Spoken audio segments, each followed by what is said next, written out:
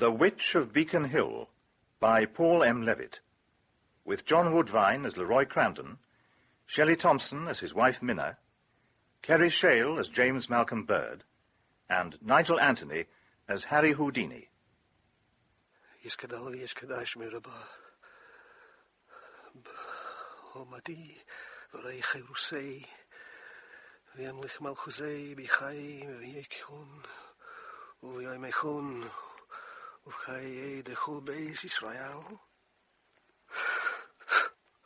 Oh, Mama, how I loved you. Speak to me, Mama. Please, just once. Speak to me.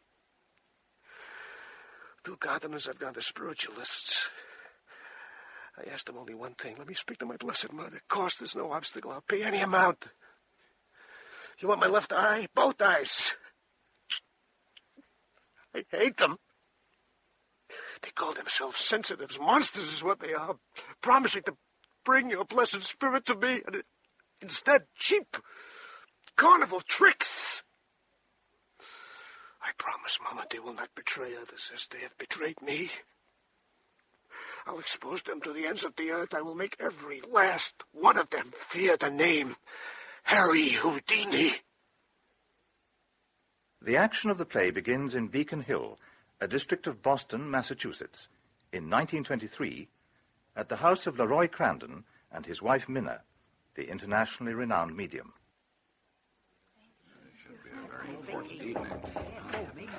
Oh, excuse me, sir, but Mr. Bird has just arrived. Thank you, Laura. Thanks. Very sorry, I couldn't get a cab. The snow, I guess. Well, now that you're here, will you please be seated by your name card? And I'll formally introduce everyone else. Thank you.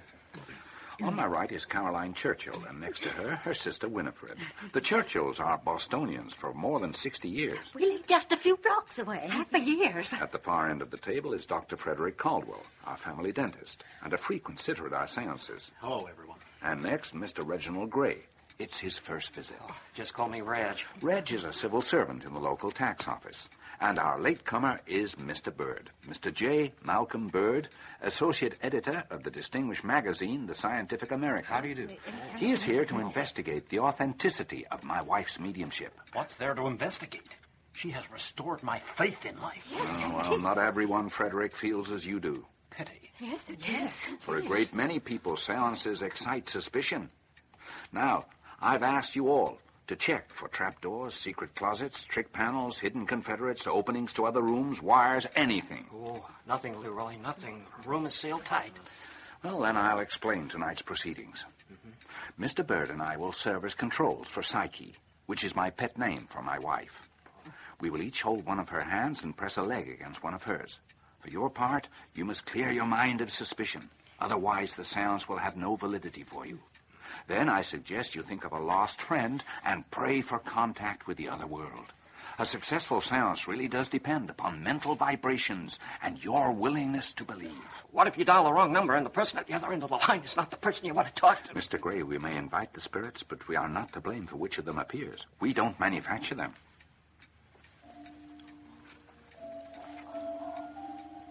Where's the music coming from? The other world. Here she comes. You can feel the cold breeze. Ladies and gentlemen, Psyche.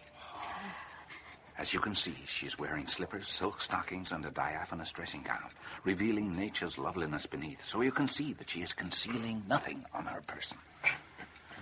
Now, Mr. Bird, if you will take her left hand, I'll hold her right. Yes. Now place your right leg against her left. That's it, and I'll control her right leg with my left. There. Now, Dr. Caldwell, will you please turn off the white light and turn on the red? Of course. Psyche will now ready herself to pass into a trance. Then her spirit guide, Walter Stinson, will make his presence known. Walter is Psyche's brother. He was killed in a train accident. When did this Walter kick off? 12 years ago in 1911. What happened? A boxcar overturned and crushed him. He must have been just a kid. 28. Well, once you pass 50 like me, 28's not even dry behind the ears. Here he comes. Yes, here comes Walter. So exciting. The same. Hello, Walter. Where have you been? Oh, I had to take my girl to the hayloft. May I speak to him? Ask him what you wish. Can you read my mind, Walter? Yes, but you wouldn't want me to tell anyone about that. You dance with pretty girls? The Charleston. And do the hoochie-coochie? Every night. But if you're just a spirit, just air without a body, how do you... Do the hoochie-coochie. With spirits. Walter, we have someone here today from the Scientific American. Someone who's to determine if you're real or just a projection of Psyche's voice. What's your name? J. Malcolm Bird. I'm a journalist and a student of the supernatural. Oh, formal. I think I'll call you Birdie. Walter, you're entirely too familiar. Oh, don't be a stuffed shirt, Dr. Leroi, Goddard, Crandon. Even your name's pompous. So, Birdie, you're here to find out if I'm real. What do you think so far? You sound real. I'm just as real as you. But can you make yourself visible? I am visible. I can't see you. Of course you can. You hear But me. what do you look like? Just listen, and you'll see. At the moment, you're nothing but a disembodied voice coming through a void. Oh, supposing you could touch me. Would that make any difference? We're both bound by the same limitations. We speak, but who hears us? The person next to us? Perhaps. God. Who knows? And then the sound is gone. Unless, of course, some instrument of memory captures what we say and saves it for a future The time. magazine I represent is looking for physical evidence of the spirit world, not philosophy. Then how this? The table's turning. There's more to come. Something's flying around the room. It just brushed past me. It's a pigeon. Dr. Caldwell knows all my tricks, don't you, Freddie? How did a pigeon get in the room? I brought it with me when I came through the wall. You transported a live creature through a material object? It's a cinch. Walter is playing games with us. Aren't you, Walter? All right, you don't like the bell? I'll give you something better to listen to.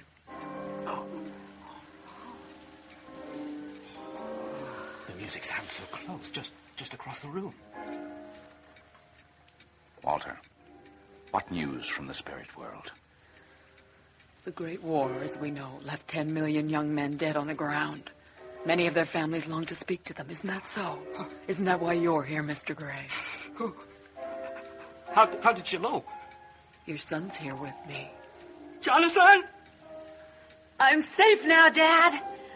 I've crossed over. It's him. It's my son. I think of you and Mother every day. Oh, it's a miracle.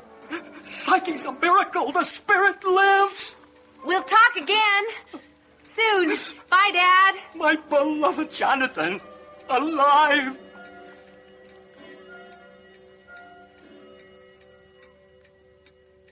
Was that the clock downstairs? No, Bertie, that one keeps good time. Right now it's nearly 10 o'clock. Time for me and Jonathan to disappear. So... Stay. Walter must have left. I feel the breeze again. Mrs. Crandon's stirring. She's emerging from her trance. This is the greatest day of my life. I must talk to her. Once Walter goes, my wife is utterly exhausted, Mr. Gray. She retires to her room in order to recover. I'm I sure must... you understand. Now, if you wish to meet her in person, just call ahead. Tomorrow, though, she'll be unavailable. She's spending the day with Mr. Bird. Now, I'll see you all to the door. And to think some newspapers attacked her and called her the witch of Beacon Hill.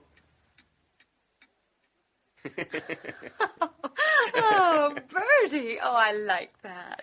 I'll call you Bertie, too, unless, of course, you don't want me to. Why, I'd be flattered, Mrs. Crandon. It's like a nickname, just like Leroi always calls me Psyche, an affectionate nickname. Yes, well, of course. Good reason to use it, then, I guess. You are such a goose. Or should I say bird, blushing about a name. Now, if I had called you dear or honey or lover, then you'd have cause to be flustered. So tell me, what did you think of last night's seance? I'd have to say it was quite convincing. I wanted you to like it. I did. Do you mind if I play? Please do. Schubert.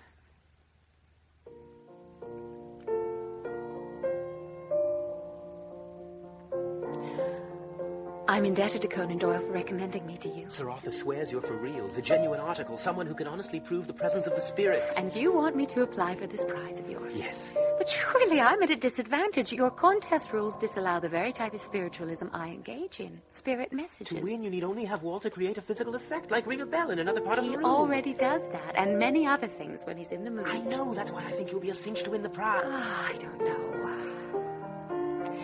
You see, my real power lies in spirit messages, not bell ringing. Why not Test Stewart and Mrs. Thompson. Frauds, both of them.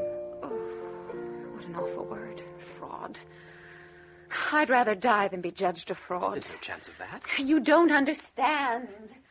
All mediums face the same problem. If we don't have a decent degree of freedom within our bonds, our materializing powers are absolutely inhibited. Why worry? Your seances proceed without a hitch. Not always. Are you afraid the Scientific American contest will inhibit you? It all depends on the test conditions. At the moment, I'm under a cloud of suspicion. Why? A few days ago, a team of investigators from Harvard... I know the group. Well, 2 of them came to the house to test my powers. They saw Walter make a piano stool glide down the hall. So what's the problem? They claim it was all a cheat, a fraud. They said someone in the cellar was pulling on a string wrapped around the leg of a stool. Did they see the string? No. Did they check the cellar? Yes, and found no one. Well, then you've been acquitted. Hardly. They're still convinced I have a confederate. Shall we tiptoe around looking under tables and in teacups for my accomplice? You did see the maid lurking in the cellar, didn't you? Oh, yes, next to the old heating duct. With a ball of string in her hand. Threading it through the register she was. Oh, poor Laura. She is so dim that if she were my confidant, she'd probably announce in the door of the seance room, "Oh, you've set the clocks, Mrs. Crandon, and I put the record on the Victrola just as you directed." Why don't we search the cellar together? Well, I'll just string along with you. But what if we should get too close? You would tug at my heartstrings. If I did, I'm afraid your husband would string me up. I could speak to him on your behalf, pull some strings. In this short time, I've grown so fond of you, Bertie. But your husband? Dr. Crandon's 20 years my senior. He's a surgeon and professor. You're a journalist and teacher. He's rich. And you are tall, with a mass of wavy brown hair that falls across your forehead. He has a yacht. And you wear old suits and wire-rimmed spectacles. I have to leave tomorrow. And then all this loveliness and laughter... If you're not coming back, you mustn't fall in love with the medium. In my articles for the magazine, I shall call you Margery. Margery the medium. And you may be sure that I will be back. Come in, Mrs. Corbridge. When I called your old office, the secretary said you were no longer with the medical school. I insisted I had to see you, so she gave me this address. It's been a few years since I left Harvard, Mrs. Corbridge. How can I help you? A couple of months ago, I felt a lump under my arm. I had tests, a biopsy. They suggested a surgeon, someone else. I said I wanted to see you. Why did you leave the medical school, Dr. Crandon? They disapproved of my interest in spiritualism. If you agree with them, I can recommend another surgeon. Not to me, you can't. You're my doctor. I trust you. I brought along the lab report. It's in my purse. Here. It's not good, is it? Conventional medicine can do nothing. But spiritualism, especially in cases like this, can often work miracles. I'd suggest you consult my wife. She can communicate with the spirits. But can she heal? To speak to the spirits, Mrs. Corbridge, is to dispel the fear of death. And once the dread of death is gone, we begin to heal. One hears so much talk these days about spiritualism and Houdini and fraud. If you're skeptical, I'll put you in touch with the Churchill sisters. Minna's done wonders for them. You think it's all right, then? She's a miracle worker. Not only does she speak to the spirits, but she also looks into the future. Really, there's no one like her. What would it cost? Nothing. She doesn't charge. If surgery is out... It can't help. Then what have I to lose? What is all this, George? Some kind of inquisition? Just listen to us, Leroi. She's not the first. You have to admit... She's incurable, George. The cancer has metastasized. She has nothing to lose by attending a seance. We can't help her. It's unprofessional. You give us all a bad name. Unprofessional? Don't be so goddamn melodramatic, Rubin. I'm sorry. Look, how did this news get around in the first place? She told Nurse Comedy, and now we're all a laughingstock. Henry, you're open-minded. You pride yourself on being fair. George and Rubin, I know, won't even entertain the idea of sitting through a seance. That's right. Come and see for yourself, Henry. If you find it's all a sham, I'll never mention the subject around here again, I promise. And if I don't find it a sham? Then I trust as an honorable man you'll say so. I'm late. Call, Henry. Please do. I'll tell Minna to expect you. Now, excuse me. And what will you do if you go to their house and discover she is a fraud? Tell the truth. I guarantee you, George, anything Henry says that isn't positive will be utterly ignored. They say it all got out of hand when he suffered a loss of position and prestige at Harvard, and then joined our practice. I don't believe that. I've known Leroi Crandon for 20 years. Even knew his first 2 wives. He was always a connoisseur of good living and beautiful women. But these last few years, he's become obsessed with death and dying. Minna had nothing in common with him. The marriage began to falter. So to save herself and her financial interests, she turned this spiritualism game into something serious, convincing Leroi of the life to come. She's no fool. He doesn't seem to mind. To the contrary, he loves the notoriety. The famous and the rich flock to 10 Lime Street to see Minna and to have Leroi entertain and lecture them. The danger is he's begun to regard himself as a martyr to the cause of science, a sort of second Galileo. In that case, Minna's little scheme has backfired. She'll always have to play the medium. Well, that's one way to make a marriage work. You'll go, Henry? Of course. I've nothing to lose. What a day. Constantly beseeched. Now, there's a fancy word. I wonder where I learned it. Not in the train yard.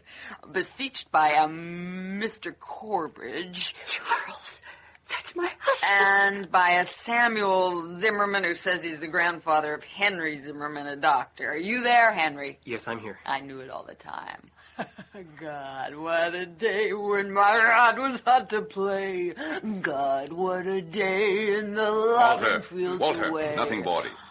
I told you what our guests are looking for. I know. What a stick in the mud you are. No fun at all. I wonder how Minna stands you. What did the spirit say? Old Mr. Corbridge, bald as a bowling ball and wearing a large belt buckle with a bucking bronco engraved on it. That's him. That's Charles. He bought it in Wyoming. He loved that buckle. Oh, tell me, what did he say? He said you're not to worry. That you're not due to cross over for at least 3 more years, and that he can't wait to see you. He even told me what he plans to do the first night you're together. That'll be quite enough, Walter. Anything else of real importance? I'd call that important, but then what would you know of shimmy and shake? Mr. Zimmerman. Mr. Samuel Zimmerman. What of him? You really want to hear? Of course. You're sure now? We're sure. Absolutely sure, with sugar and spice and everything nice on it. We're waiting, Walter. All right. Be a spoil sport. Walter, I'm losing patience. Mr. Samuel Zimmerman. Zimmerman. Yes, an elderly man. Well-dressed, speaks several languages. His English is accented. Diamond stick pin in his tie. My God. He's actually talked to my grandfather. You told me the whole story, Henry, of how you became a doctor. If you know that, then there can be no doubt that our spirit survives death. Your grandfather also told me how he scandalized the family by running off with a fortune teller in Mannheim, leaving behind a wife and son. My grandmother and father. When you wanted to go to college, your father objected. He wanted you, his only son, to go into his business. You refused, saying you wanted to be a doctor, not a cigar manufacturer. He disinherited me. But your grandfather paid all your college bills. I adored him. He was the most generous man who ever lived. When he was buried, the other mourners had to prevent you from jumping into the open grave after him. Every night after dinner, he would play the piano. Schubert was his favorite. He said no one could equal the soul of Schubert.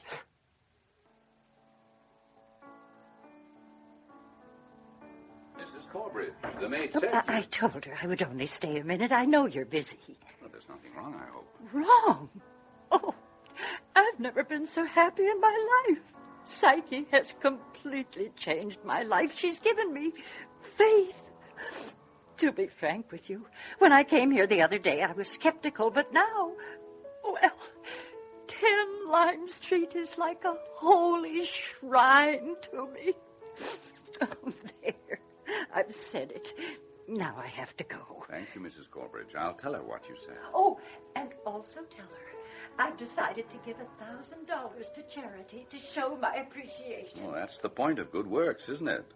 One good deed leads to another. May God bless you both. Always. I'll see myself out.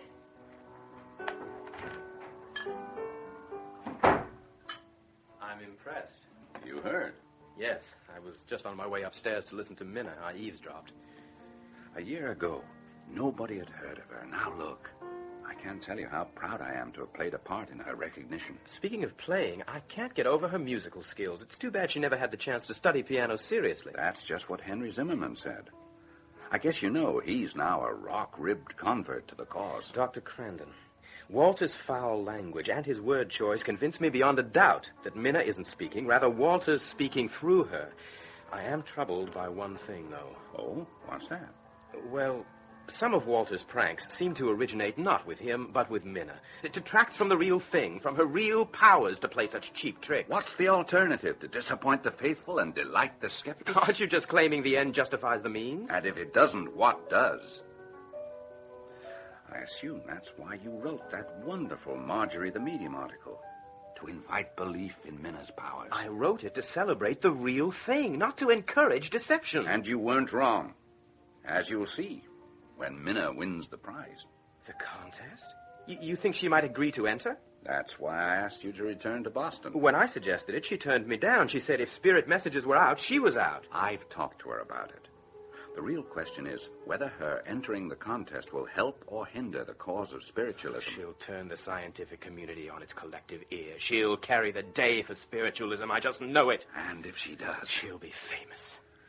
I'll call Orson Munn, my editor, immediately. And the newspapers. I'll write the news release myself. Let's go up and tell her. Oh, and Malcolm. No more talk of counterfeit or deception. Okay.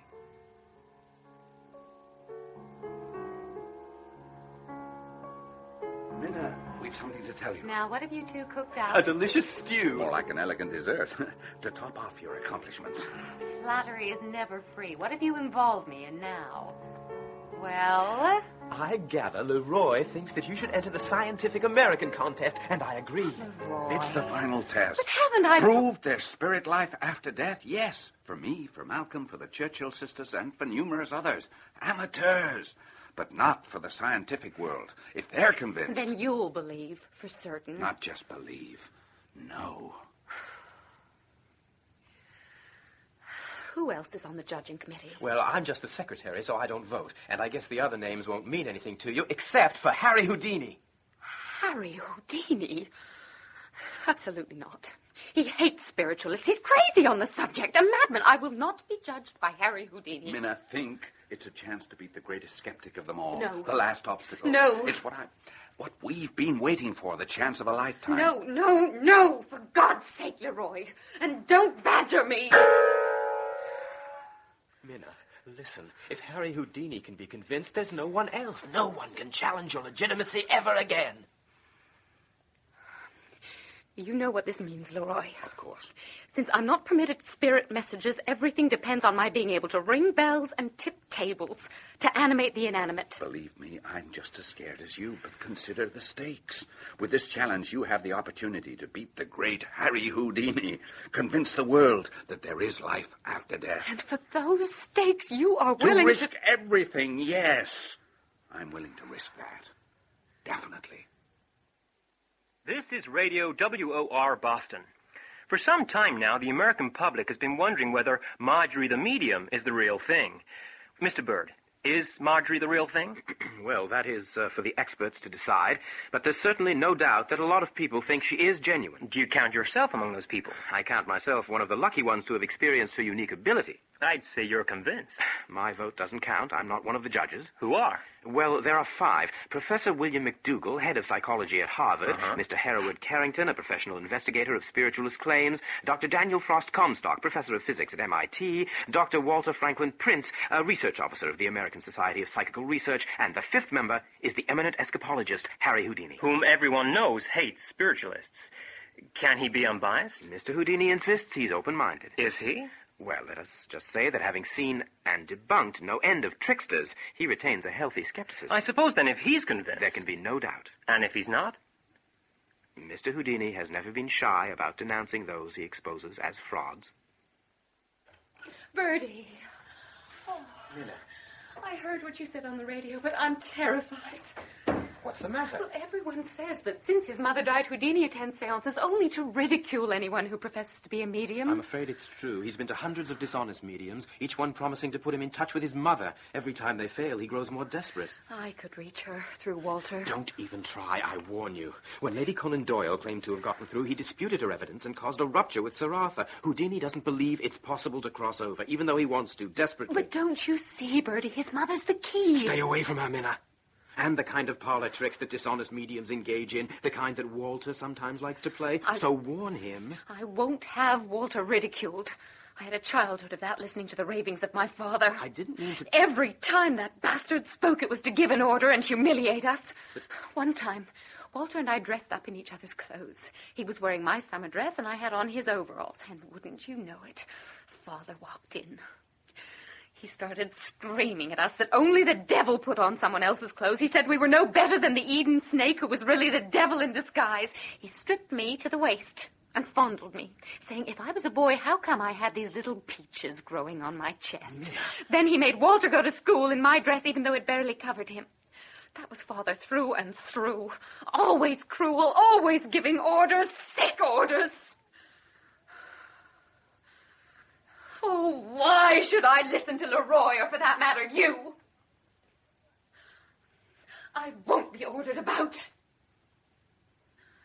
I have nothing to prove. I don't wish to be like your father. Neither, I think, does Leroi. Oh, little you know. I'm sorry, Minna. Truly sorry. I know you are. I didn't mean to be peremptory. Oh, whatever that means.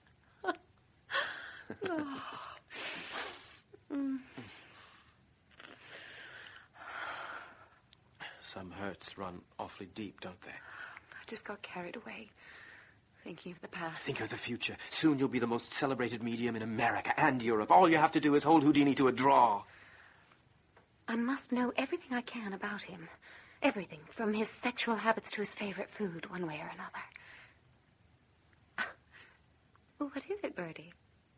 I know it sounds silly, Minna, but I'm supposed to be impartial. I could lose my job. Ladies never tell. Houdini and I have never been close friends. I've already been told he doesn't approve of my staying here with you and Leroi, so I think it's unlikely he'll confide in me, especially about his sexual habits. Besides, the man's approved. Oh, perhaps he'll change his mind when he sees me in my gown. Minna, how can you say that, given the last few weeks with the laughter and the love? The string incident. You're not stringing me along. Bertie, I never pull a heartstring unless I mean it. Believe me.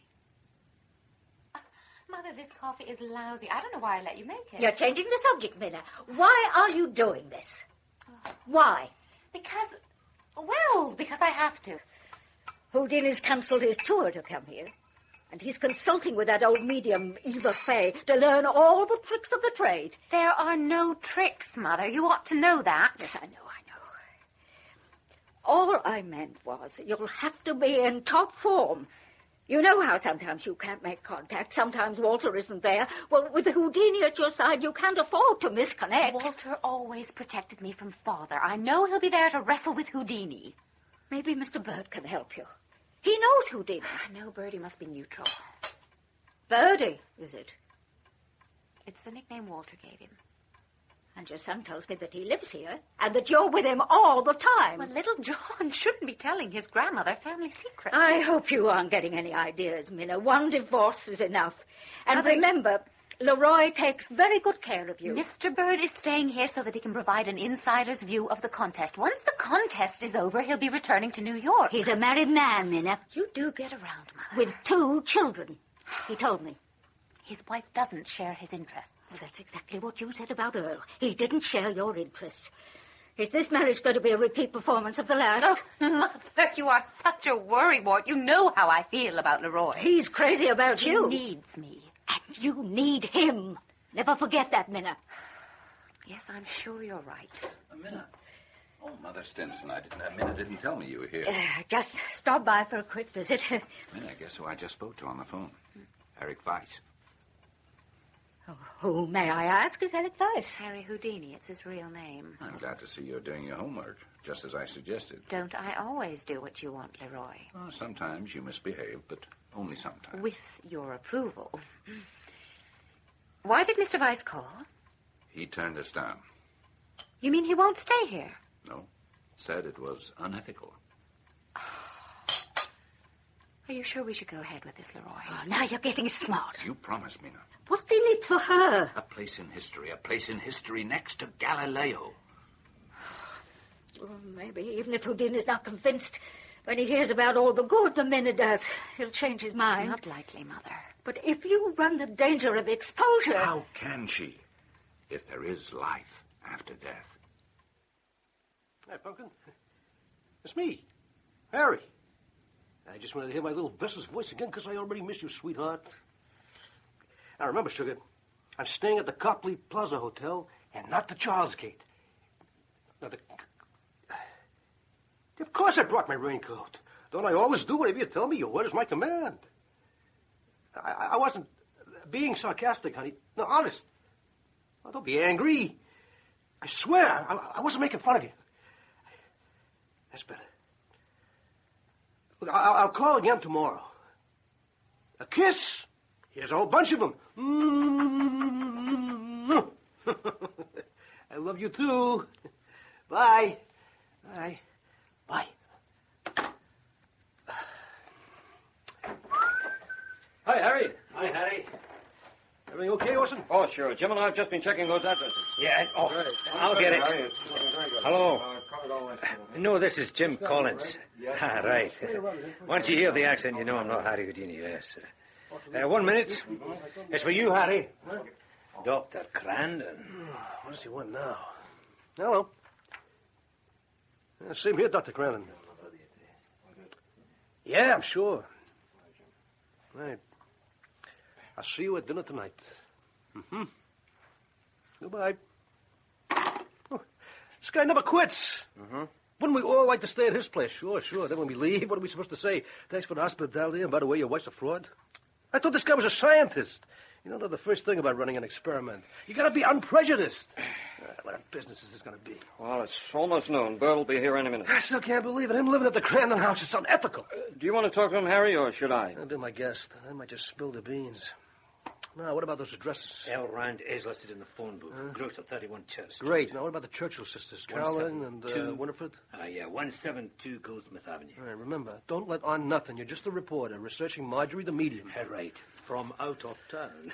Well, Rand's are natural to talk, but them dames may be a tough nut to crack. Not when Jane Smooth as Silk Collins goes to work. Nothing to worry about. Good boy, Jimmy. Go check him out. See you later. Bye, Mr. Munn. Yeah, bye, Jim. What are you planning to wear tonight? Well, in this heat, my seersucker suit. But I still don't think we should have accepted. Well, you can't refuse all of Crandon's hospitality. Then it begins to look as if you are prejudiced. Yeah, maybe you're right. But once is enough. After tonight, no more dinners, okay? Okay. All my life, I've lived out of a suitcase. Traveling from one city to the next, I could never escape it. You know, the day I retire, I'm going to burn them all. I'll get it. Malcolm. Orson. Glad to see you. Thanks for coming by. What are you, a cold drink? No, thanks. Nothing. Hello, Harry. What have you been up to? Oh, just covering the Margery mediumship from the inside, as I said I would. You're on the inside, all right inside the Crandon house. Harry, Yeah. It's this heat. Malcolm, we are a bit concerned about your familiarity with the Crandons. Oh? A scientific inquiry demands utter and complete disinterestedness. Now, we must all be above suspicion. What are you saying? As editor of the Scientific American, I have to guarantee, you understand, I'm sure, the integrity of the magazine as well as the contest. I think, therefore, we would all be better served. Mind you, there's nothing personal in it if you took a room elsewhere. I can't afford it. You know what a room in Boston goes for? The magazine will pay. Are you accusing me of something, Orson? No, not at all, Malcolm. I just want to be sure that no one can question our neutrality. I can't imagine anyone who would. What, are you kidding? Here you move in with this dame, the very one we're testing, and you can't imagine there's anything wrong? Are you nuts? I simply fail to understand the problem, Harry. And I'll simply tell you what the problem is. Mrs. Crandon, in order to help you investigate her, invites you to spend your summer vacation alone at her spacious and well-furnished home, even though you're married. She entertains you sumptuously. She gives you 3 bounteous meals a day, topped off with ice cream and hooch, and a downy bed to sleep on at night. And all at her expense. That's the problem. I don't know what you're implying. But just because I've accepted the gracious hospitality of Dr. and Mrs. Crandon does not mean that I'll be biased in her favor. You could equally make the case that in order to discount the Crandons' hospitality, I'll be unfairly severe. Oh, get serious, Malcolm. Your story on Margery, the medium, all but said that she's a genuine article. When this thing's over, you'll have to say that she's legit. How could you possibly say otherwise? You certainly ain't going to brand your charming host as a liar and a fraud. If that's the way you feel. Yeah, that's the way I'd feel. And you, Orson, do you agree? Well, I do think, as I said, that if you moved into separate quarters, any breath of suspicion... You realize, Mr. Munn, that I will have to resign my position with the Scientific American if I do not enjoy your confidence? Now, who said anything about resigning? The implications, the drift of your comments would suggest that you're compromised. That's it in a nutshell. Mr. Houdini's charges are very serious. If they're not withdrawn, Mr. Munn, I shall have to leave the magazine. Good day.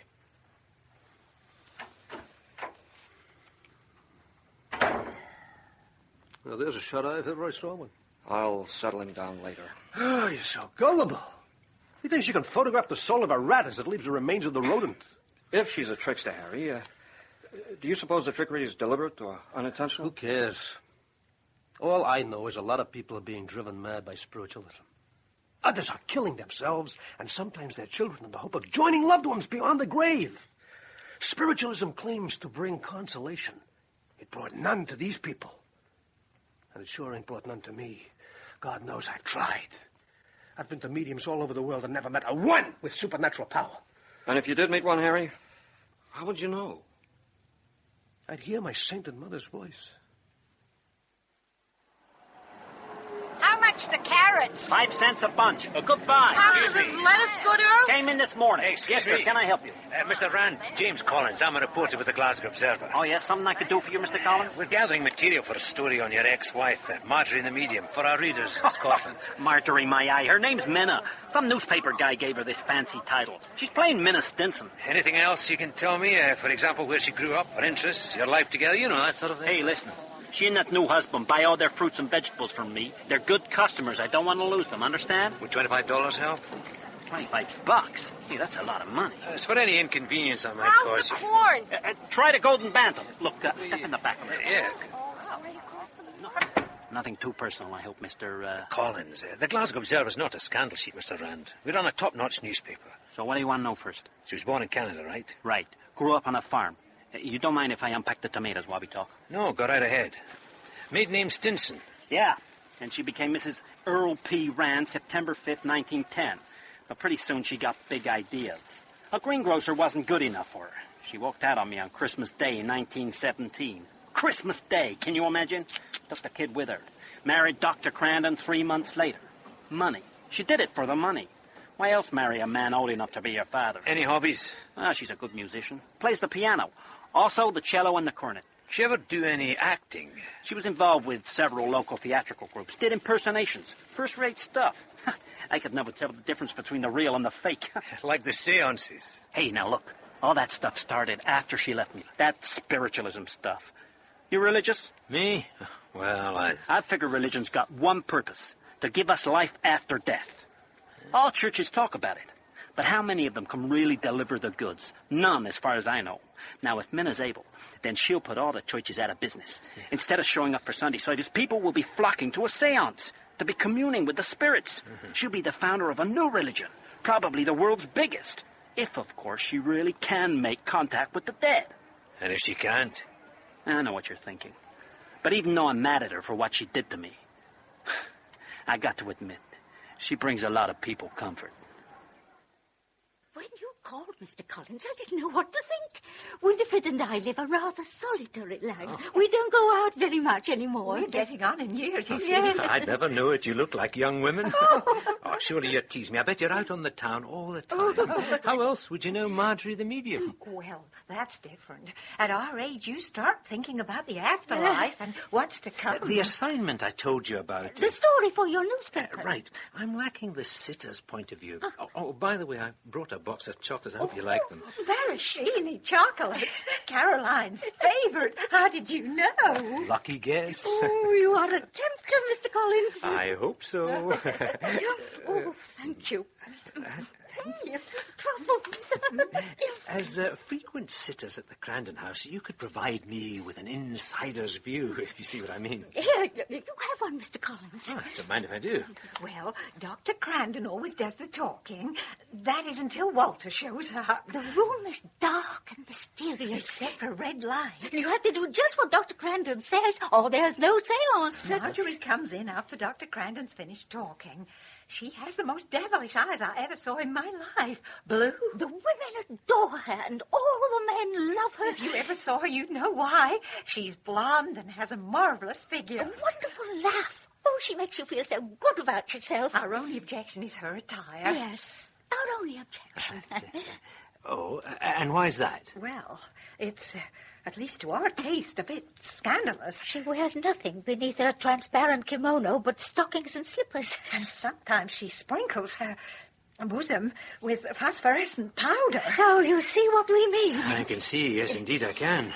She's a trance medium, you know. I guess I hadn't heard. Oh, yes. And after she goes into a trance, Walter shows up. He is her spirit contact. You've never heard such language, Mr. Collins. He is Margery, so refined, and Walter has a mouth like a sewer. And when he isn't talking, he's doing tricks. He goes from one to another, and each time we're there, it's different. What's different? His tricks? Yes, he does new ones all the time. Margery is so awfully clever, isn't she, Winifred? Clever and charming both. What a dear. They make a lovely couple, she and Dr. Crandon. He absolutely worships her. She is somewhat younger than Dr. Crandon. That's probably why he does whatever she commands. Have you ever asked about Walter's tricks? I mean, how they're done? Well, what is there to ask? It's all coming from the spirit world, through the agency of Walter. Induced, of course, by Margery. Oh, it is really quite amazing. I never fail to leave feeling full of hope. Minna's seances have completely cured me of my fear of death. You see, Mr. Collins, every time Minna crosses the abyss, she proves that the future and all its bright discoveries will not be blotted out by death. The comfort and the hope that Caroline and I receive from knowing this, I can't begin to tell you. Oh, you really ought to seek admission, Mr. Collins. You'd never be the same again. Mr. Houdini, Mr. Munn, health and long life. Mina and I welcome you to Boston, to 10 Lime Street, and to the immortal world of the spirits. Yes, well. But you're not drinking, Mr. Houdini. I never touch alcohol. Dr. Crandon, may I say, quite a library you have. Everything from the scientific to the occult. I wonder, have you read N.I. Crankshaw's book, Hocus Pocus? No, not yet. Oh. Interesting phrase, hocus pocus. It comes from the Latin Mass. To be precise, hoc est corpus, meaning this is the body. Referring, of course, to the magical transformation of the wafer into the body of Christ. But I don't suppose, Mr. Houdini, you know about that. You'd be surprised how much. My wife's Catholic. I meant the Latin. You don't read it, do you? No, but I do know German. I read about the meaning of Hocus Pocus somewhere. It wasn't in Huxley, was it? I notice you have all his books. I admire Huxley enormously. It was he, Mr. Munn, who said that those who refuse to go beyond fact rarely get as far as fact. Science can take us only so far. To rend the veil, we need art. Minna has art. So much so that others try to steal her secrets, employing people to snoop on her and other underhanded methods. You see, I received a most disquieting telephone call from a friend, a Miss Caroline Churchill. You wouldn't know her, would you, Mr. Houdini? The only Churchill I know is Churchill Downs. That's a racetrack. She said that someone from your party had been to see her, asking questions about Minna and me. She's talking through her hat. Now, what is this, some kind of a gag? We come to dinner, you trying to pull a fast one? No fast one, Mr. Houdini, just trying to ascertain your motives. You're barking up the wrong tree. Mr. Houdini, just as I'm sure that you know a great deal about Leroi and me, I know a few things about you. I know, for example, that you were born in Budapest, and not, as you insist, in Appleton, Wisconsin. What, are you joking? I'm an American, not an immigrant. I also know that you're a book collector and that Mr. Alfred Bex is your cataloger, the old gentleman whom you recently outbid for a collection he hoped to own for himself. Well, who do you hear that from? Well, the spirits. Who else? It's not true. What? The spirits or what you did to Mr. Bex? Both. Oh, the spirits don't lie, Mr. Houdini. Did the spirits also tell you that I intend to donate all my books to the Library of Congress, to my country? And did they tell you that my collection on witchcraft and magic is the largest in the world? To say nothing of my drama collection, which is the world's 5th largest? Or so I'm told. I also have first edition of Dickens, and my pride and joy a slew of Lincoln letters. Quite impressive. You must find it intellectually stimulating to be so well read. Yeah, sure. I mean, I read a lot, as much as I can, but when you're collecting books, just can't keep up. Was the salad all right? It was good. Very fine, Good. thank you. Laura, will you serve the main course now? Duck and wild rice from Wisconsin. Dr. Crandon, I gather from a number of books in your library, you're interested in death and resurrection? Well, aren't you, Mr. Munn? This is delicious. Yes, of course, but as a Christian, I am already convinced of the life to come. After all, Christ rose from the dead. As a Christian and a spiritualist, I'm doubly convinced. Well, certainly it has never yet been proved that Christ did not rise from the dead. Ergo, he did. There, I agree with Mr. Houdini. Just because we can't prove the negative doesn't make the positive true. All these miraculous stories, when you come to think about it, are the same thing. The great human theme, confinement and escape. You know, the greatest escape I ever made was getting out of the place where I worked as a kid, the tie factory. Well, confinement takes many shapes. A bad marriage, poverty, illness, ignorance, a boring job, and, worst of all, death. It's commonplace. There's nothing exotic about being confined. Being confined? No. Escaping? Yes. Every time Mr. Houdini escapes from a packing case or a mail bag or a milk can, isn't he escaping from boredom and authority and death? Isn't he just acting out the rebirth of the sun and the seasons, as well as the belief in a risen God? What? The same is true of Minna. Every time she communicates with the spirits, that is, escapes from the bonds of the earth, isn't she proving the immortality of the soul? Hey, wait a minute. What I do is a trick. What she does, according to you, is now a miracle? Isn't the supreme trick of the magician to enter the world beyond, if only for a flickering moment, and then return? That's what Minna does in her seances.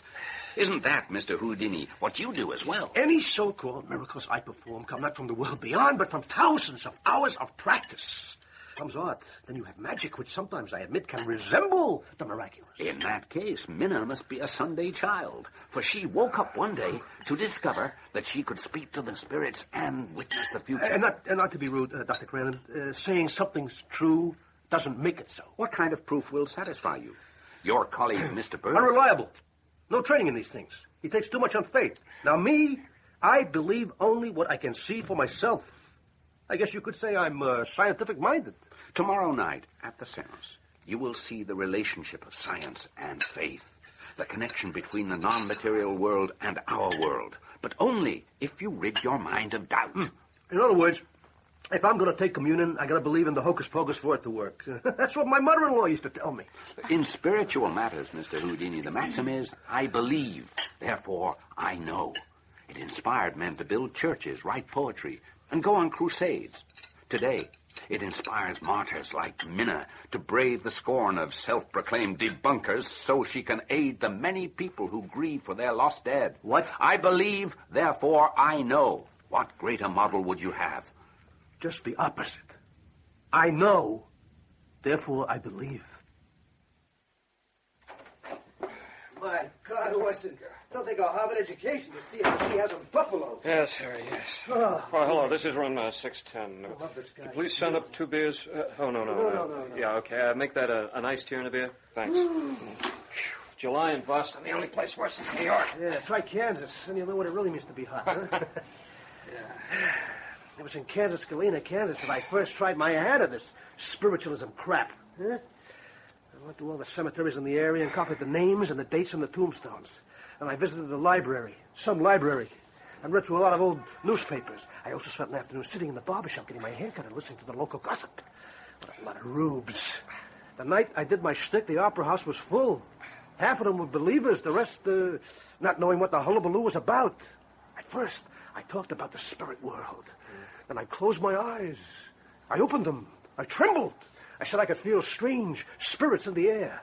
I told them I could hear messages coming through. I named names, gave dates, told family secrets. I even described a slit throat of someone who'd been murdered only recently. The opera house was in an uproar. People were screaming. A few fainted. Some bolted out of the door. America's a country full of suckers. You know that? On the Sticks Board of Indians, they have a saying. You know where the yokels go after they've been suckered? Back again for more. Back to 10 Lime Street. You ain't kidding. We got our hands full with these two, believe me. Yes. What surprised me was how much they had on you, Harry. They play the game magicians do. They have people everywhere feeding them information. That's why exposing them ain't going to be so easy. Oh, yeah. Come in. Room service. Iced tea and 1 beer. All right, here. Keep the change. Thanks. Say, Hey, this is the room that Mr. Houdini's staying in? It's registered to me, son. Mr. Munn. Mr. Orson Munn. Sorry. Hey, see what I mean? How do we know that kid ain't on the tape passing information to the Crandons? Bellboy? Orson, in the magic business, you don't trust no one. Everyone's got a trick. Sure. Harry, you too. All right. Now, let's get down to business. Right. At the seance, I'll sit on Minna's left, and you, Orson, sit on my left. Right.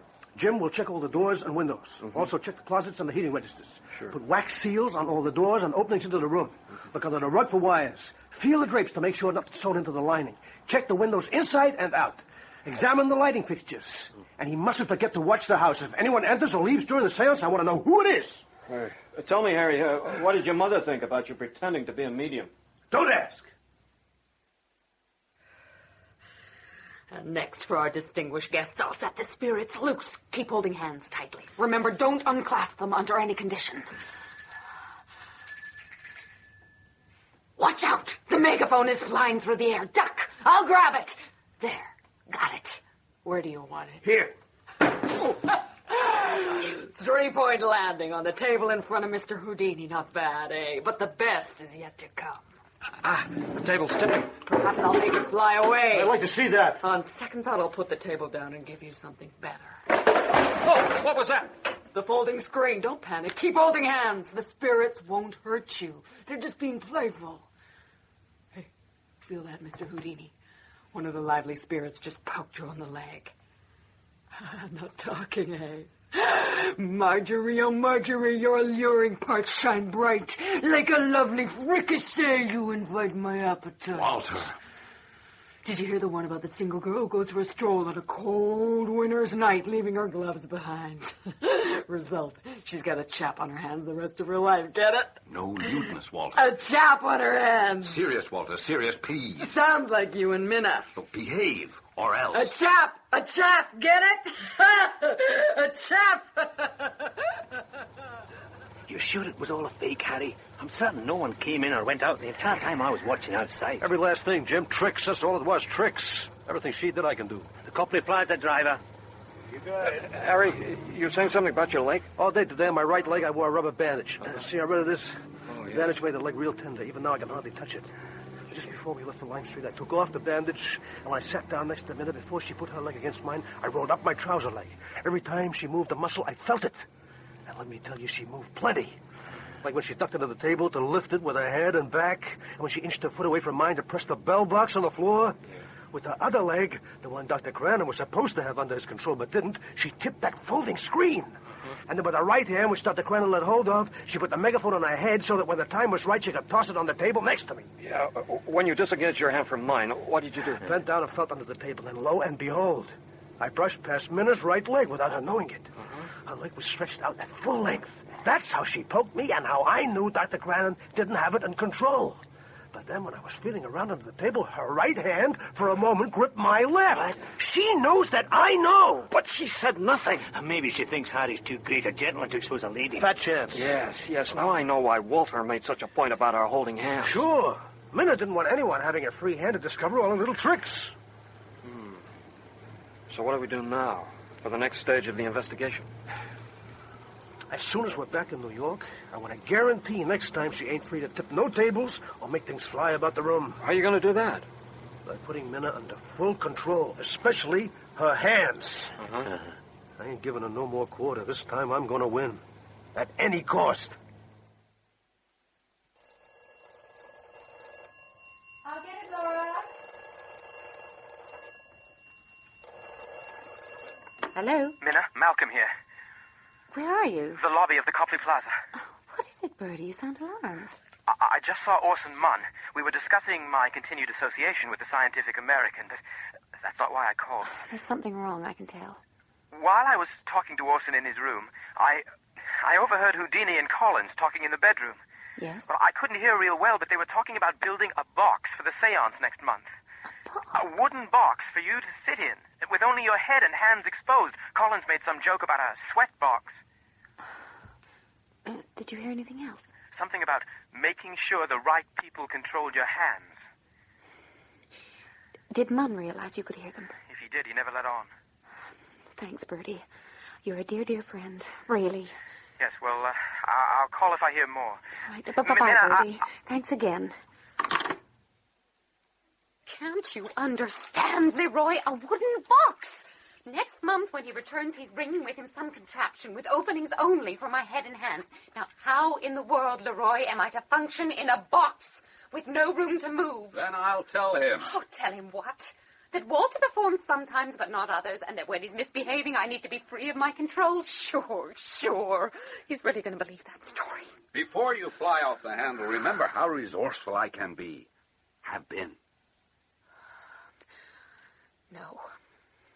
No surgery, Leroi, not this time. I'm game for anything but that. There's no need to tamper with the storehouse. It's my body. You're jumping to conclusions. I simply Just said... because you're no longer interested doesn't mean that my enjoyment has to end. Minna, at the time you agreed... Because I was already scheduled for a hysterectomy. You agreed it was necessary for your calling. Yes. But I sometimes wonder if you still believe in that calling. Your constant need of reassurance. If I didn't believe in the promise of an afterlife, I'd take my own life now. Then you do need me. More than ever. The table tipping and the bell ringing, I know, are just a little theater to amuse the literal-minded. But the crossing over, your incomparable genius at piercing the veil, that's what counts. Because of you, I know the great minds of this world are not lost to the earth's decay, but continue living in another realm. You can understand my concern, since you rarely... Thousands, millions reduce their love to the level of the animal world.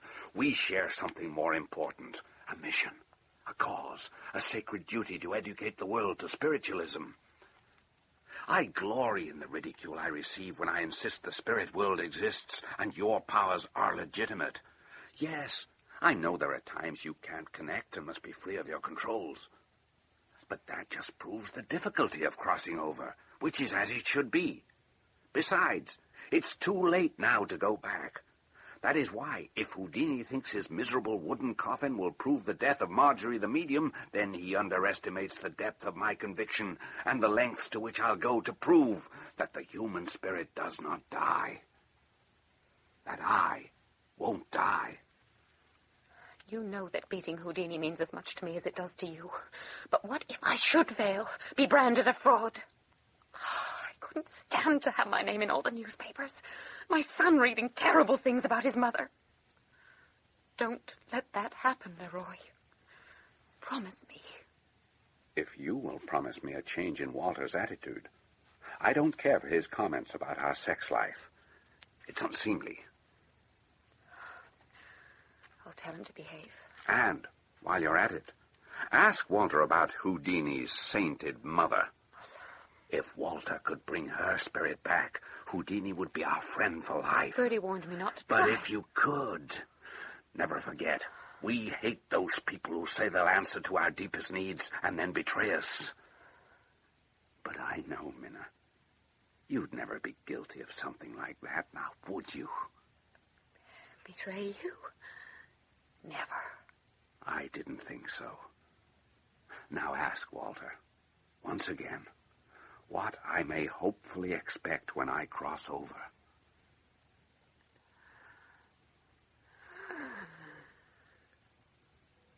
A spirit life devoid of illness, impotence, and death. Devoid of illness, impotence, and death. Sweet love and great virility will be your everlasting state. How I love you, my dear old Swanee. The world. Yeah, who's it? Dr. Crandon. Who? Leroi Crandon.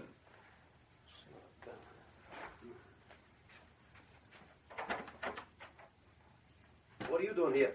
You're the last person I spoke to. Come in. Yeah, sure. Can I order you something? No, thank you. So how come you're here? What's up? I understand you and your party are returning to New York tonight. 7:15 train. I know how busy you must be. No big deal. Munn and Collins went to see a Red Sox game. Oh, what? And some luggage you have.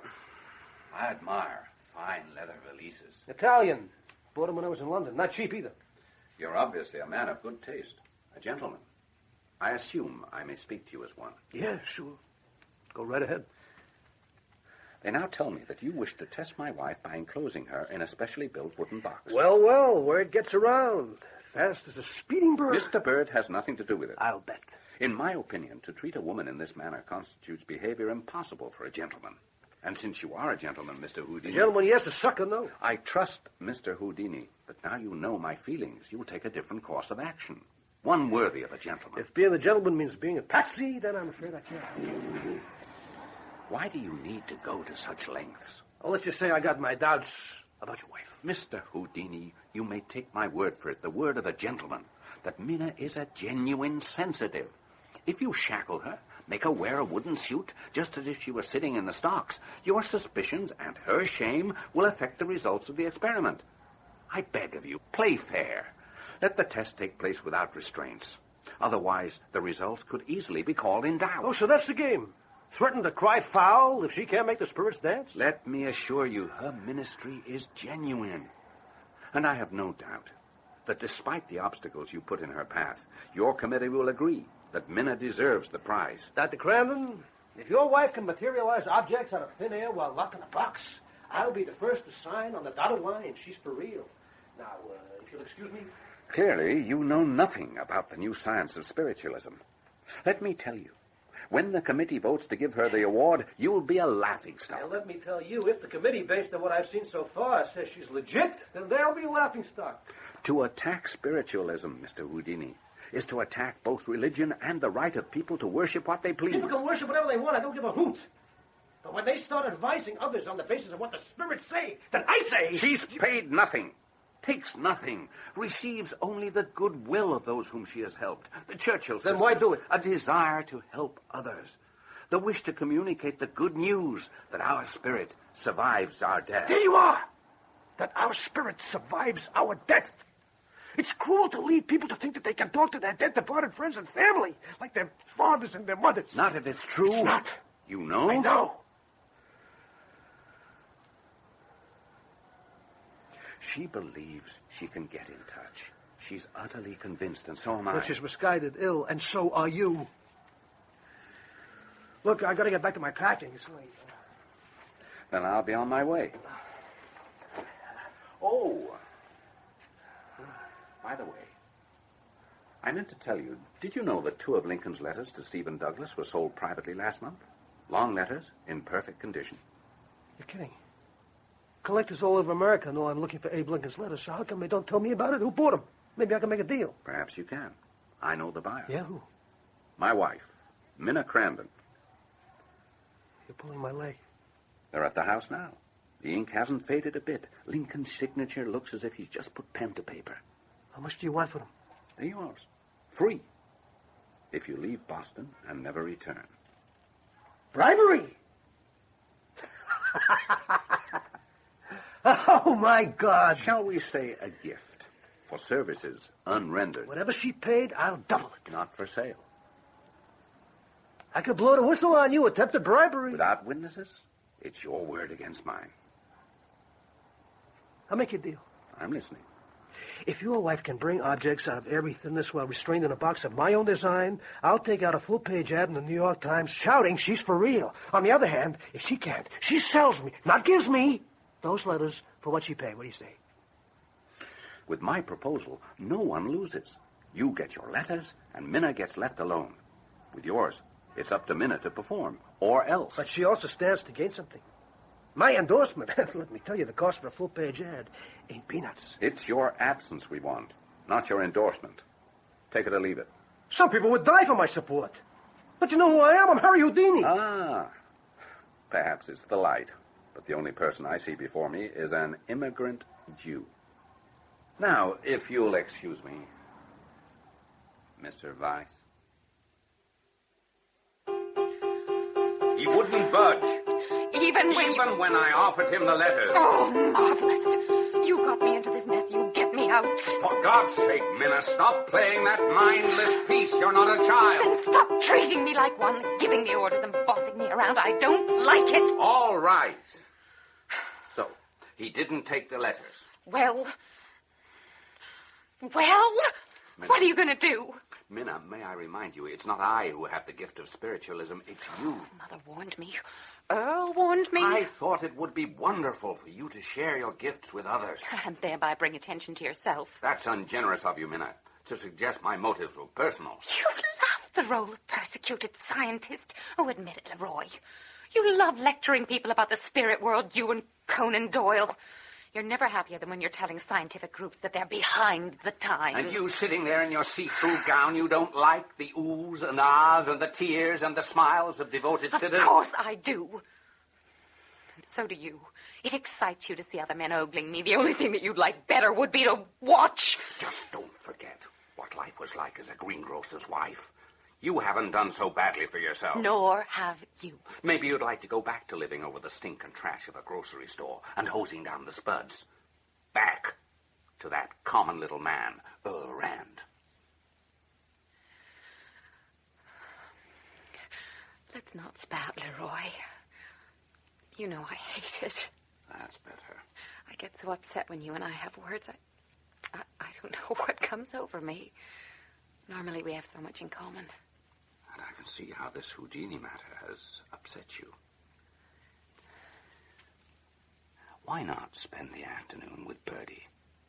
You always seem to find such comfort, such satisfaction in his company. He clearly gives you things I cannot. Oh, hug me, Leroi. I was wrong to yell at you about Houdini. I was unnerved by what I heard about his wooden box. I'll be guided by you. I'll spend the afternoon entertaining myself with Birdie. He's impossible. Simply impossible. He behaves as if he owns me. We've nothing in common. Oh, it's been so mucky. About you. God, for this downpour, it clears my head. What were you talking about, Birdie? You. Us. Oh, maybe I'd better listen. Start again. I want to tell my wife that I've met someone else, someone I care for very much. Why do that? Well, these last few weeks, the closeness, the intimacy, the love. Oh, stop it, Birdie. You'll have me crying in my beer. Who said anything about love? Not said, did. I see. And on the basis of a few turns between the sheets, you intend to break up your marriage and mine? Forget it. I've covered that ground before. One divorce is enough. All these afternoons, what were we doing if not courting? Entertaining ourselves in order to get through the long, hot summer. You mean all the intimacy we shared was nothing but a game? Everything's a game, Birdie. Love, marriage, the spirits, everything. What matters is playing by the rules. Good form. Style. Style is the only... But you said you had nothing in common with Leroi. That's no reason to run away with you. Then it was nothing but a dalliance? Oh, Birdie... Why spoil the good feelings between us by falling in love? Since when does falling in love spoil love? When it means living on $30 a week in a walk-up apartment in a run-down neighborhood. You think I'm an awkward lover? Is that it? Oh, I told you, Birdie, it's a class thing. Money, position, prestige, nothing personal. You seemed to take pleasure in our lovemaking. Pleasure? I've learned to play the part. Surely you must have guessed. I'm surgically impaired. Everything cut. Or perhaps you didn't notice. It was not for me to say. But you could tell. Well? Yes. Why, Minna? Leroi. Leroi? Who else? But he's your husband. Why? Because I was young. Impressionable. Wanted to please my husband out of bed as well as in. But since the surgery, he finds little pleasure in my body. I find even less. I still don't understand why you would... Agree. Leroi told you. If the seance fails, I need a bag of tricks. A hiding place. You can't be serious. Birdie, hug me. Minna. Not another word.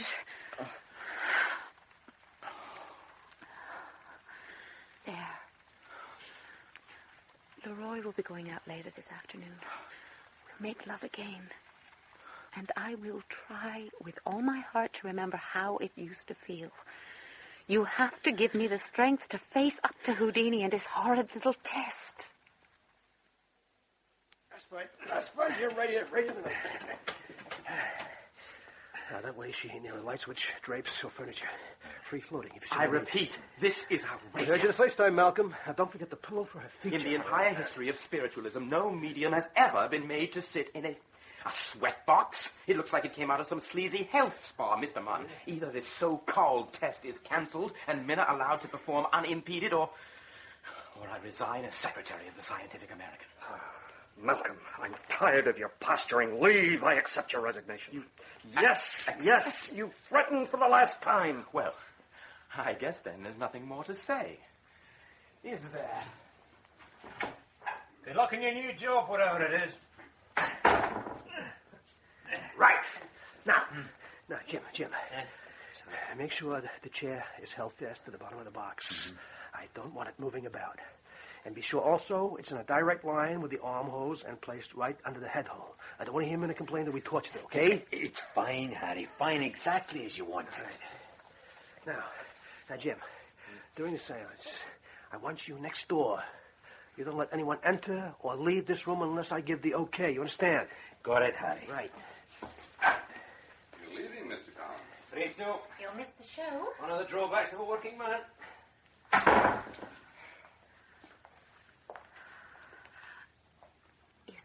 It? Don't worry, dear. You'll be all right. I'll stand behind the box to make sure you're treated fairly. I have just been subjected to an anatomical examination, and now this? How can I materialize objects and levitate others if I'm encased in a coffin? To exercise my powers, I require space. Just try. For me, please. I beg you. If the seance fails to work, don't blame me. Now, Mrs. Crandon, if you'll climb into the box and sit down, I'll secure the doors. Why don't you just tie my hands and gag me? I apologize for any inconvenience, but you can understand the Scientific American must be sure. Now, if you'll extend your arms through the holes. Mr. Houdini will hold your left hand, and I will hold your right. Now, Dr. Crandon, if you'll be so kind as to switch off the lights. Of course. You got hold of her right hand? Yes. You're not to let go under no circumstances. Of course not. Not even if she wants to scratch herself. I quite understand. Hold tight, then. He heard you the first time. Why keep repeating yourself? If you smuggle something into the box, you won't be able to reach it if your hands are being held, will you? I suggest then we start again. And this time, Mr. Houdini, you search me inside and out.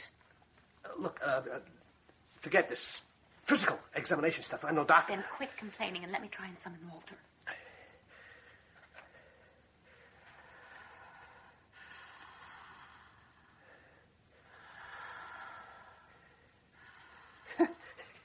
Just as I predicted, nothing's happening. No table tipping, no flying objects, no bell ringing. Oh, very clever indeed, but it won't work. Won't work? What won't work? What are you talking about? This, I suppose it was an accident, that this thing was left in the box.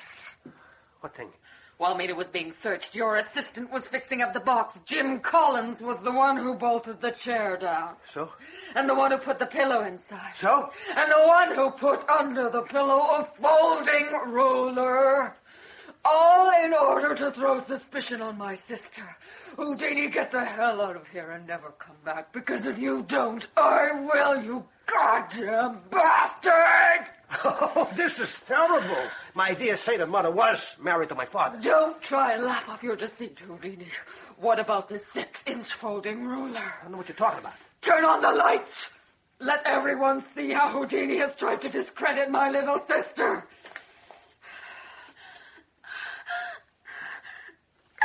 Get me out of this goddamn awful box. Right away. I'll do it. Now, Olsen, get Collins in here. Yes. Jim, come in, please. See, a ruler. Walter was right, a folding ruler under the pillow in the box. What's the matter? Jim, you know how that ruler got there? It's not mine. I've got a ruler on me now. Take a look. Oh, Mr. Houdini, I know how this game is played. After the seance is over, the ruler's found, and then I'm accused of putting it in my mouth and using it to ring the bell, touch people on the head, and knock over different objects. But this time, Mr. Houdini, you overstepped yourself. Where was the ruler supposed to come from? My stocking? Hardly. Not after Matron conducted a body search. You are cunning, Mr. Houdini. Very cunning. Plant a ruler in the box so that anything my wife does can be labeled trickery. Nothing like sowing the seeds of failure in advance. Right down to Mr. Collins here just happening to have his ruler in his pocket. Now, just a minute. Do you always carry a ruler with you when you go out at night, Mr. Collins? Only when I might be called upon to do some carpentry, like this evening. And let me remind you, Crandon, that tonight's seance was a blank. A blank not because Minna found a ruler, but because we held her hands. I don't believe any medium could manifest under the conditions to which my wife has been subjected. Mediums no, but Harry Houdini, yes. I'm no medium, but if you strip me naked, search me yourself everywhere, and held my hands, you on one side, Minna on the other, I could still ring a bell, tie knots and handkerchiefs, and do any number of tricks, all of which would occur outside the box. You must have psychic power. No! I'm just a magic man. And if you'd like to put me to the test, I'll perform right now. That wouldn't prove a thing. Oh, yes, it would. It would prove that all these things that you call spirit can be done by trickery. I simply don't understand why you refuse to acknowledge that you're one of us. You are, you know. And if you'll give me the chance, I'll prove it. Anytime. Someday, you will see the light. And when that day happens, I will gladly make out a check for charity to $10,000. It may happen, but don't hold your breath. I repeat, $10,000 for charity. I'm all for giving bucks to charity, but you'd both be better off giving yourself to the truth. Now, let's get out of here. Swanee, how I love you, my dear old Swanee. I'd give the world to be... Just a minute. Oh. Hello? You said any time when I asked for the chance to prove to you that you have psychic powers, so here I am. It's late. Almost 9 o'clock. Since there's no danger of our being overheard, I suggest, Mr. Houdini, that we speak plainly. Sure. Isn't it possible for a man to be a very powerful medium all his life and yet never realize that his gifts are supernatural? Look, lady, I know how I do my tricks just as you, and I know how you do yours. If you're saying that we have much in common, I agree. I'm saying we're both in the same business. Magic. I told you that this afternoon. Magic? You call what we have accomplished magic? No. We are God's chosen. How else do you account for our miraculous escapes? You from H. Richter's son's necktie cutter, and me from being a grocer's wife. Let me tell you, Harry. You don't mind, do you, if I call you Harry? What's the mind? America is needle and thread, backaches, and 10 cents an hour. Believe me, we are God's chosen. Just think of all the people who aren't chosen. Yeah. In the tie factory, I know one. I shared a bench with him. A rabbi. My father. So, you see, we have a great deal in common through our spiritual gifts. We have both cast off the shackles of poverty and obscurity. But you met Crandon before this spirit stuff. You were wealthy without it. True. Then why take it up? At first, for kicks. But then later, Leroi threatened to leave and reduce me to nothing if I didn't perform. The public seances, then, are his idea, not yours? He's terrified of death, of dying. So you perform? To prove to him the human spirit is immortal, that it lives on, that he'll live on. You tell him these things even though you know they're all untrue? Harry, I'll take you at your word. You say you don't have psychic powers. I'll believe you. But that doesn't mean that I can't summon the spirits of the dead. Now, get off it, Minna. I know all the tricks. If I can't cross over, then no one can. No one! I can. I really can cross over. That's genuine. Who do you think you're talking to, Minna? Some greenhorn? Don't tell me you communicate with the spirits. All right. The music and the mischief, the pigeons and the poking, the table rappings and the table turning, all those things are trickery. I admit it. I said so from the start. The ruler... Yeah, the ruler you claim we hid in the box? Yes. Hidden in my body. In? Your body? Did you say in? In. Well, never mind. Let's not discuss it. Leroy's idea. No, don't tell me. It's repulsive, ghoulish. Anything to help the spirits, he said. Then he knows it's all a fraud. The tricks, yes, but not the crossing over. Minna, stop it! Stop pretending! There is no crossing over! Now that you've told half the truth, why not tell it all? We cannot reach the dead. No one can. Now, please, I want you to leave. You want to reach your mother? You want to talk to Mama Weiss? How dare you? You need only ask Get Helen. out. Go! I have tried 1,000 times only to be cheated. Not again. Not this time. Every time you fail, death wins. Isn't that the way it feels? I hate it. Draw the curtains and turn off the light. I said draw the curtains and turn off the light.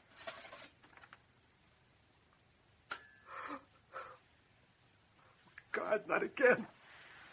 This time, it will all be different. Sit down. Sit down next to me here on the bed. Now, just relax. When I ask you to give me your hand, just do as I say. So many times before. You must not withdraw it. Do you understand? Yes. Walter, you are to run an errand for me. You needn't answer or appear. Call the spirit of Cecilia Steiner Weiss. Send her to me, and quickly. Give me your hand. Why are you resisting? Flesh. I've taken off my dress to be more comfortable. When summoning the spirits, I always strip away the inessentials. You know that. I read he didn't. Shh. She's coming now.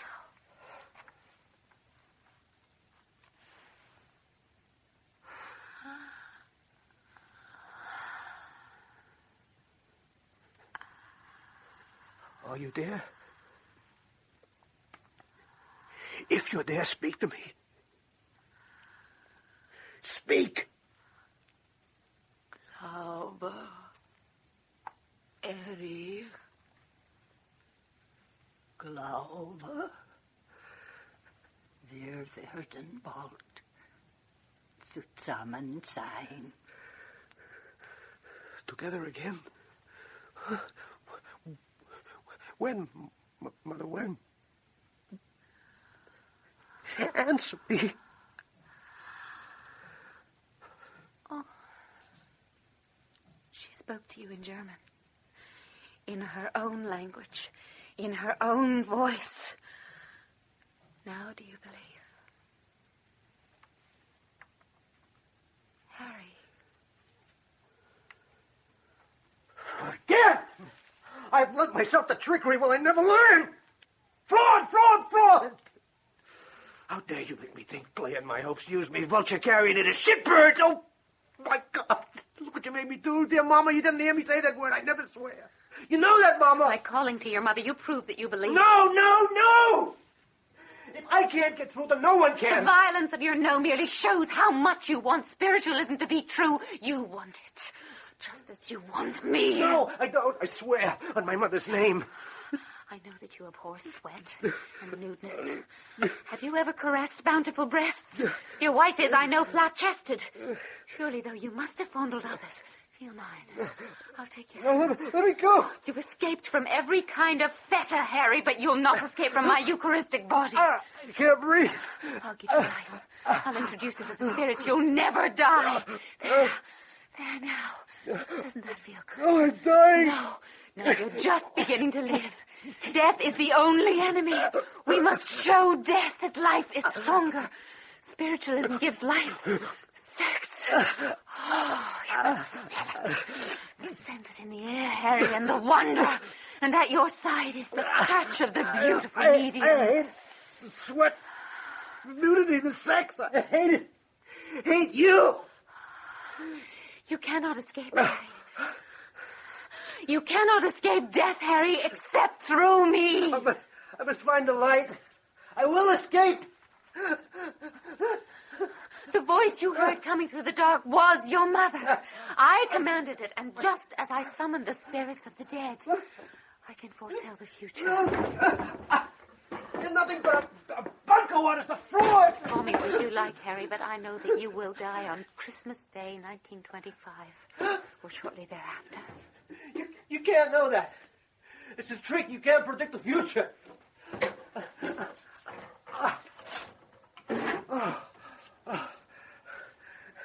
At last, the light.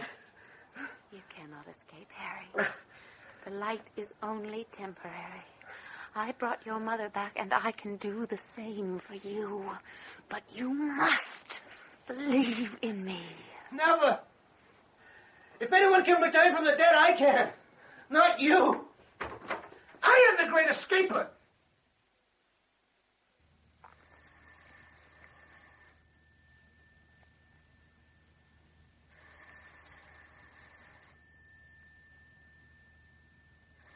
I was told that at 1:26 p.m. on that afternoon, Houdini had died. His death had come 10 months later than I predicted, on October 31st. Ironically, on Halloween. When asked for a statement, I replied without thinking, hoc est corpus, and then joined Leroi in the music room to plan our trip to Europe, where I had promised seances to princes, professors, prime ministers. Their faith in me, I have no doubt, persuaded Leroi of his immortality. You really are remarkable, Minna. You do have power over life and death. I have no doubt your name will be remembered long after Harry Houdini is forgotten. No doubt. I was now the toast of Europe and America. Margery the medium, as Bertie had called me, who'd confounded the great Houdini and predicted his death. I harbor no ill will. May his soul return. May all our souls return.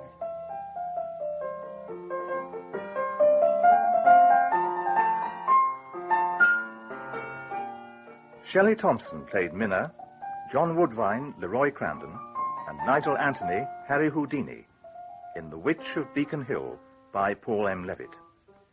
Birdie, Kerry Shale, Laura, Jane Slavin, Caldwell and Earl Rand, Vincent Brimble, Reg Gray and Munn, Brian Miller, Mrs. Corbridge and Cecilia Weiss, Helen Horton, James Collins, Joe Dunlop, George, Ian Targett, Caroline Churchill and Mrs. Stinson, Hilda Schroder, Winifred Churchill, Barbara Atkinson, Henry, and the radio interviewer, Paul Downing. The Witch of Beacon Hill was directed by Martin Jenkins